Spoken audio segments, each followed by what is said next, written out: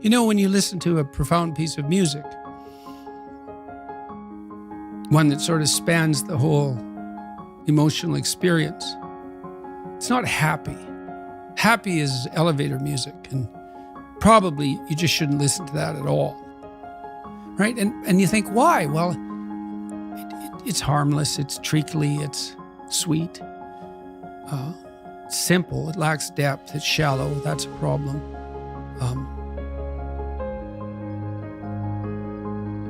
It doesn't have that deep sense of awe and horror, I would say, that is characteristic of the best of all music. You know, you listen to some simple music, so-called. Hank Williams is a good example. You know, the blues cowboy from the 50s who died of alcoholism when he was 27 and whose voice sounds like an 80-year-old man. Simple melody, you know, but there's nothing simple in the song and in the voice. It's deep, you know, it's like the blues.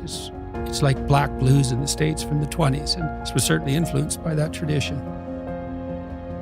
There's this admission of a deep suffering at the same time as you get the beautiful transcendence of the music. And that's meaning, you know, that's awful in the most fundamental sense, but you need an antidote to suffering, and it has to be deep. And you know, deep moves you tectonically, and it's not a trivial thing. But that's better than happiness. And maybe if you're lucky while you're pursuing that and while you're immersed in it, you get to be happy, and you should fall on your knees and be grateful for that when it happens. You know, it's a gift. It really is a gift. And it comes upon you unexpectedly, your happiness, you know. But you aim to climb uphill to the highest peak you can possibly envision. And that's better than happiness. When I go, wherever I go in the world, people come up to me and they're usually, I wouldn't say they're happy to see me. They're often in tears, you know, and they often have a pretty rough story to relate. You know, they were suicidal or nihilistic or homicidal or trapped, desperate, you know, and they tell me that real fast. And then they say, I've overcome that to a large degree, and thank you for that. And you think, well, that's really something to have that happen over and over. In some ways, you might think, well, how could anything better possibly happen to you than to have people come up to you all over the world, strangers, and open themselves up like that, like they're old friends so quickly.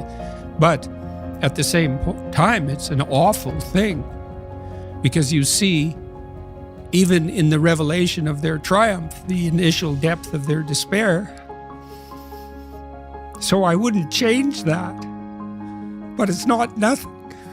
And it's certainly not just happiness. It's better than happiness, but it's almost unbearable. Some programs you cannot predict, right? You cannot predict how they're going to end. You have to run them. Well, you know, I believe that truth will save the world. I believe that.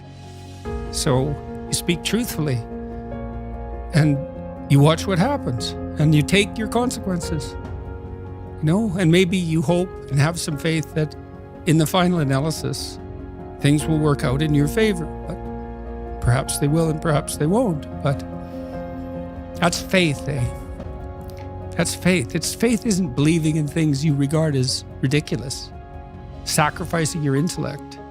It's a decision, you know. Will truth, beauty, and love save the world? Well, you can find out.